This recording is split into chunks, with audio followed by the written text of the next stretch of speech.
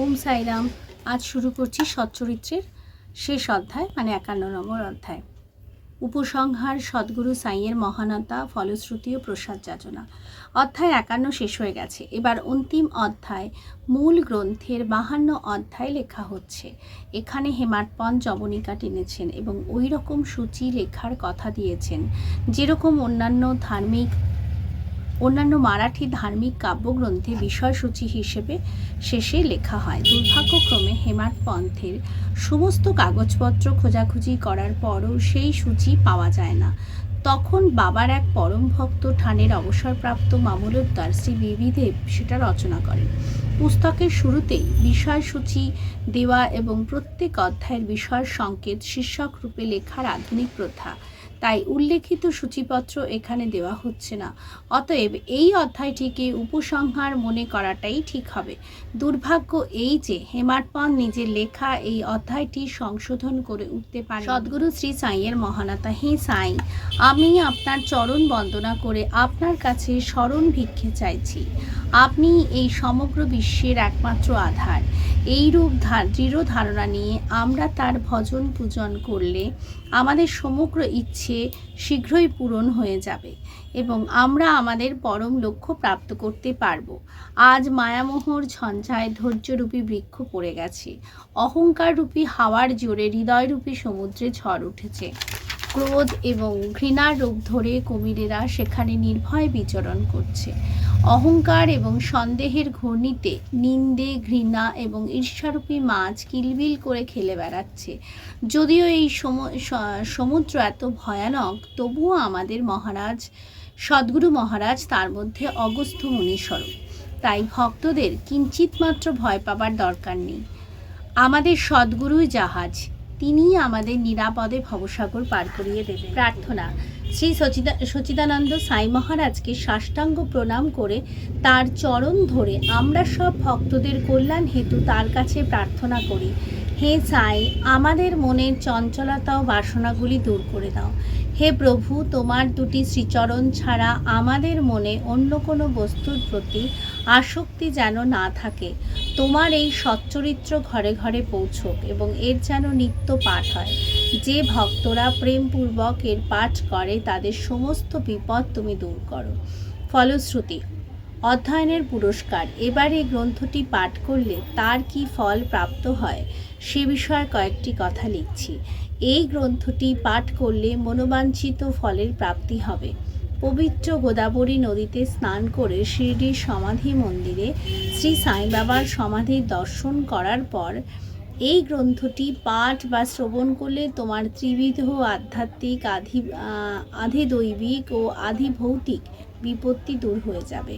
সময় সময় শ্রী সাই বাবার বিষয়ে কথাবার্তা বলতে থাকলে তোমার আধ্যাত্মিক জগতের প্রতি অভিরুচি জাগবে এবং যদি তুমি এইভাবে নিয়মিত এবং প্রেমপূর্বক অভ্যাস করতে থাকো তাহলে তোমার সমস্ত পাপ নষ্ট হয়ে যাবে। যদি তুমি সত্যি সত্যি জন্মমৃত্যুর চক্র থেকে মুক্তি পেতে চাও তাহলে তোমার সাই লীলাগুলি নিত্য পাঠ ও স্মরণ করা উচিত। তার চরণে প্রগাঢ় প্রীতি থাকা উচিত। সাই লীলারূপী সমুদ্র মন্থন করে তার থেকে প্রাপ্ত রত্নগুলি অন্যদেরও বিতরণ করো। এর দ্বারা তুমি নিত্য নতুন আনন্দ অনুভব করবে এবং শ্রোতা অধঃপতন থেকে বেঁচে যাবে। যদি ভক্তরা অনন্যভাবে তার শরণে যায় তাহলে ওদের মমত্ব নষ্ট হয়ে বাবার সঙ্গে অভিন্নতা প্রাপ্ত হয়ে যাবে, যেমন নদীর সঙ্গে সাগরের। যদি তুমি তিনটি অবস্থার মধ্যে অর্থাৎ জাগ্রত, স্বপ্ন ও নিদ্রার মধ্যে কোনো একটাতেও সাই চিন্তনে লীন থাকো তাহলে তুমি সাংসারিক চক্র থেকে রেহাই পেয়ে যাবে। স্নানের পর প্রেম ও শ্রদ্ধার সঙ্গে যে এই গ্রন্থটি 1 সপ্তাহে শেষ করতে পারে তার সব কষ্ট দূর হয়ে যাবে। যারা এর নিত্য পঠন বা শ্রবণ করবে তারা সব ভয় হতে তক্ষুনি মুক্তি পাবে। এই পাঠের ফলে প্রত্যেকে নিজের শ্রদ্ধা ও ভক্তি অনুসারে ফল পাবে, কিন্তু এই দুটির অভাবে কোনো ফলই প্রাপ্ত হওয়া সম্ভব নয়। যদি তুমি এটি শ্রদ্ধা সহকারে পাঠ করো তাহলে শ্রী সাই প্রসন্ন হয়ে তোমার অজ্ঞানতা ও দারিদ্রতার পাশ থেকে মুক্ত করে জ্ঞান, ধন, সমৃদ্ধি প্রদান করবেন। মন একাগ্র করে নিত্য একটা অধ্যায়ও যদি পড়ো তাহলে অপরিমিত সুখ প্রাপ্ত হবে। এই গ্রন্থটি নিজের বাড়িতে গুরু পূর্ণিমা, গোকুল অষ্টমী, রামনবমী, বিজয়া দশমী ও দীপাবলির দিন অবশ্যই পড়া উচিত। মন দিয়ে যদি তুমি শুধু এই গ্রন্থটি পাঠ করতে থাকো তাহলে সুখ ও সমৃদ্ধি প্রাপ্ত করবে এবং সততই শ্রী সাই চরণে আসক্ত থাকবে। এইভাবে সহজেই তুমি ভবসাগর পার হয়ে যাবে। এই গ্রন্থটি পাঠ করলে রোগীরা স্বাস্থ্য, ধনহীনরা ধন, দুঃখী ও পীড়িতজনরা শান্তি পাবে এবং মনের সমস্ত বিকার দূর হয়ে মানসিক স্থিরতা লাভ হবে। আমার প্রিয় ভক্ত শ্রোতাগণ, আপনাদের প্রণাম করে আমার আপনাদের কাছে একটাই বিশেষ নিবেদন যে যার কথা আপনারা এত দিন ও মাস ধরে শুনলেন তার পাপ হরণকারী ও মনোহর চরণ কখনো বিস্তৃত হতে দেবেন না। যেরূপ উৎসাহী হয়ে শ্রদ্ধাপূর্বক ও একাগ্র চিত্তে আপনারা এই কথাগুলি পঠন বা শ্রবণ করবেন, শ্রী সাই বাবা সেই রূপই সেবা করার বুদ্ধি আপনাদের প্রদান করবেন। লেখক ও পাঠক এই কাজে পরস্পরের সহযোগিতায় সুখী হয়ে উঠুন। প্রসাদ যাচনা শেষে আমরা এই গ্রন্থটি সমাপ্ত করার সময় সর্বশক্তিমান পরমাত্মাকে নিম্নলিখিত কৃপা ও প্রসাদ যাচনা করছি। হে ঈশ্বর, পাঠক ও ভক্তদের শ্রী সাই চরণে পূর্ণ ও অনন্য ভক্তি দিন। শ্রী সাইয়ের মনোহর স্বরূপই যেন ওদের চোখে সর্বদা বাস করে এবং সমস্ত প্রাণীদের মধ্যে দেবাদিদেব শ্রী সাই ভগবানকে দর্শন করেন। শ্রী সাইনাথার বনমস্তু শুভম ভবতু। সপ্তাহ পারায়ণ সমাপ্ত। মহাত্মানস্ত মাং পার্থ দৈবীং প্রকৃতামাশ্রিতা ভজ্জন্ত নন্ন মনস্য জ্ঞাতা ভূভূতাদি মব্বয়ম। গীতা 9:13। শততং কীর্তয়ন্ত মাং যন্তস্তশ্চ দৃঢ়বতা নমস্তস্য মাং ভক্তা নিত্যাযুক্তা উপাসতে।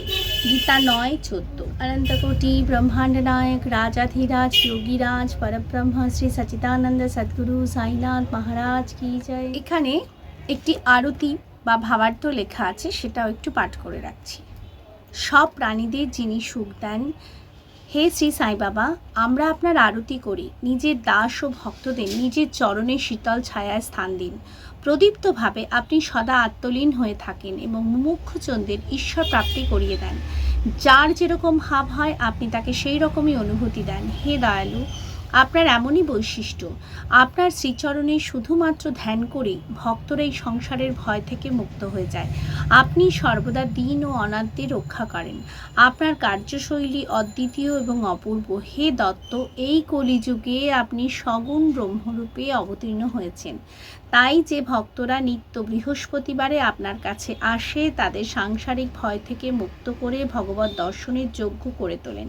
হে দেবাদিদেব, আপনার চরণকমলই আমার সম্পত্তি। যেভাবেই হোক মেঘ স্বাতী নক্ষত্রের জলবিন্দু দিয়ে চাতক পাখির তৃষ্ণা মেটায়, যেভাবে এই মাধবের এখানে নিজের নাম, যেমন আমার নাম পম্পা পাল, তৃষ্ণা মিটিয়ে নিজের প্রতিজ্ঞা পালন করুন। ওম সাইরাম।